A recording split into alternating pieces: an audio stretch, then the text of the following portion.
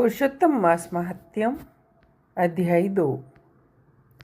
सूत जी बोले, राजा परीक्षित के पहुंचने पर भगवान सुखदेव जी द्वारा कथित पुण्यप्रद श्रीमद् भागवत कथा श्री सुखदेव जी के द्वारा सुनकर तथा राजा का मोक्ष देखकर अब मैं यहाँ यज्ञ करने के लिए उद्यत ब्राह्मणों को देखने के लिए आया हूँ। अब यहाँ यज्ञ में दीक्षा के लिए हुए ब्राह्मणों को दर्शन कर मैं कथार्थ हुआ। ऋषि बोले, हे साधु, अन्य विषय की बातों को त्याग कर भगवान कृष्ण देवपायन के श्रीमुख से आपने जो सुना वही अपूर्व विषय है। इसलिए हे सूत जी, आप हम लोगों से वे सब कहिए। फिर ऋषि बोले, हे महाभाग, संसार में जिससे परे कोई सार नहीं है, ऐसी मन को प्रसन्न करने वाली और जो सुधा से भी अधिकतर हितकर है, ऐसी पुण्य कथा हम लोगों को सुनाइए।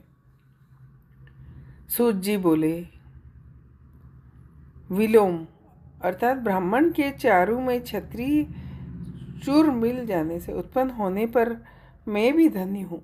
जो श्रेष्ठ पुरुष होने पर भी आप लोग मुझसे पूछ रहे हैं, भगवान व्यास के मुख से जो मैंने सुना वह यथा ज्ञान कहता हूँ। एक समय नारद मुनि नर नारायण के आश्रम में गए, जो आश्रम बहुत से तपस्वियों, सिद्धों तथा देवताओं से भी युक्त है और खेर, बहेड़ा, आंवला, बेल, आम, अमड़ा, केच, जामुन, कंदब आदि और भी अन्य वृक्षों से सुशोभित है। भगवान विष्णु के चरणों से निकली हुई पवित्र गंगा और अलकनंदा भी जहाँ बह रही है, ऐसे नर नारायण के स्थान में श्री नारद मुनि ने जाकर महामुनि नारायण को प्रणाम किया और परब्रह्म की चिंता में लगा हुआ है मन जिनका, ऐसे जितेंद्रिय, काम, क्रोध आदि 6 शत्रुओं को जीते हुए, जिनकी प्रभा अत्यंत निर्मल चमक रही है, ऐसे देवताओं के भी देव तपस्वी नारायण को साष्टांग दंडवत प्रणाम कर हाथ जोड़कर नारद मुनि व्यापक प्रभु की स्तुति करने लगे। नारद जी बोले, हे देवदेव, हे जगन्नाथ, हे कृपासागर, सतपते, आप सत्यव्रत हो, त्रिसत्य हो, सत्य आत्मा हो और सत्य संभव हो। हे सत्य योनि, आपको नमस्कार है। मैं आपकी शरण में आया हूँ। आपका जो तप है वह संपूर्ण प्राणियों की शिक्षा के लिए और मर्यादा की स्थापना के लिए है। यदि आप तपस्या ना करें तो कलयुग में एक के पाप करने से सारी पृथ्वी डूबती है, वैसे ही एक के पुण्य करने से सारी पृथ्वी तरती है। इसमें तनिक भी संशय नहीं है। पहले सतयुग आदि में जैसे एक पाप करता था तो सभी पापी हो जाते थे, ऐसी स्थिति हटाकर कलयुग में केवल कर्ता ही पापों से लिप्त होता है। वह आपके तप की स्थिति है। हे भगवान, कलयुग में जितने प्राणी हैं सब विषयों में आसक्त है, स्त्री पुरुष ग्रह में लगे हैं। चित्त जिनका ऐसे प्राणियों का हित करने वाला जो हो, जिससे मेरा भी थोड़ा कल्याण हो सके, ऐसा विषय सोचकर आपका मुझसे कहने योग्य है। आपके मुंह से सुनने की इच्छा से मैं ब्रह्मलोक से यहाँ आया हूँ। उपकार प्रिय विष्णु है, ऐसा वेदों में निश्चित है। इसलिए लोक उपकार के लिए कथा का सार इस समय आप सुनाइए, जिसके श्रवण मात्र से निर्भय मोक्ष पद की प्राप्ति होती है। इस प्रकार नारद जी के वचनों को सुनकर भगवान ऋषि आनंद से खिलखिला उठे और भुवन को पवित्र करने वाली पुण्य कथा आरंभ की। गोपों की, स्त्रियों के मुख कमल के भ्रमर, रास के ईश्वर, रसिकों के आभरण, वृंदावन बिहारी, ब्रिज के पति आदि पुरुष भगवान की पुण्य कथा को कहते हैं। श्री नारायण बोले, हे नारद, आप सुनो। जो निमित्त मात्र समय में जगत को उत्पन्न करने वाले हैं, उनके कर्मों को हे वत्स इस पृथ्वी पर कौन वर्णन कर सकता है। हे नारद मुनि, आप भी भगवान के चरित्र का सरस सार जानते हैं और यह भी जानते हैं कि भगवान चरित्र वाणी द्वारा नहीं कहा जा सकता। यद्यपि अद्भुत पुरुषोत्तम महात्म्यम आदर से कहते हैं। यह पुरुषोत्तम महात्म्यम दरिद्रता और वैधव्य का नाश करने वाला, यश का दाता, सत्पुत्र और मोक्ष को देने वाला है। अतः शीघ्र ही इसका प्रयोग करना चाहिए।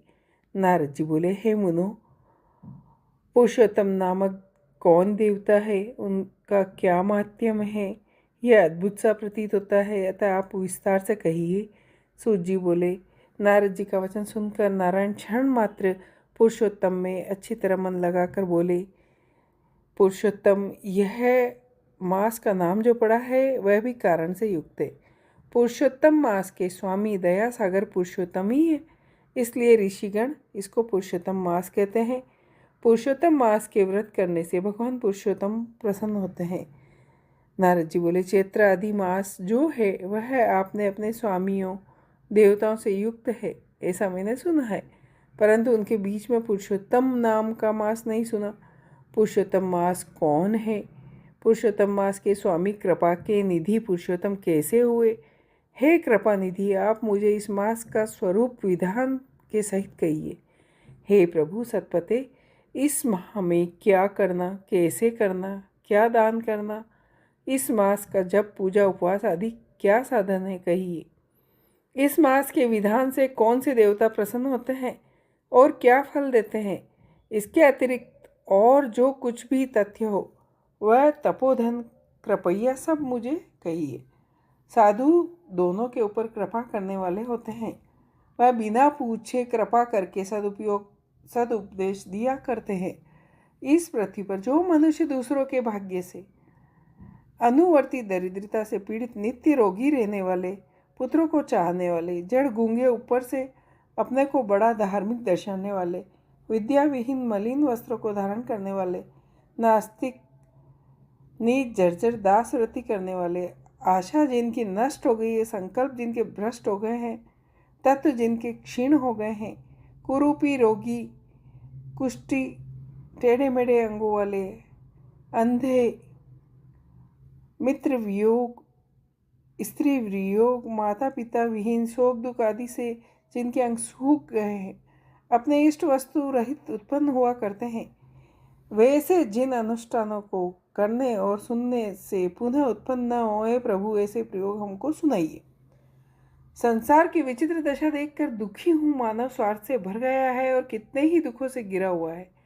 महामारी, वेदत, अंगहीनता, दुष्ट व्याधियाँ दोष हैं। इन दोषों से दुखित मनुष्य को देखकर हे जगन्नाथ मैं दुखी हूँ, मेरे ऊपर दया करके हे ब्राह्मण मेरे मन को प्रसन्न करने वाले विषय का विस्तार बताइए। हे प्रभु, आप सर्वज्ञ है, समय से तत्वों के आयतन है। इसके बाद सूत जी कहते हैं, इस प्रकार नारद के परोपकारी मधुर वचनों को सुनकर देवादेव नारायण चंद्रमा की तरह शांत होकर महामुनि नारद जी से नए मेघों के समान गंभीर वचन बोले। इति श्री वृहद नारदीय पुरुषोत्तम मास में नारायण नारद संवाद प्रश्न विधि नामक द्वितीय अध्याय संपूर्ण। जय हो।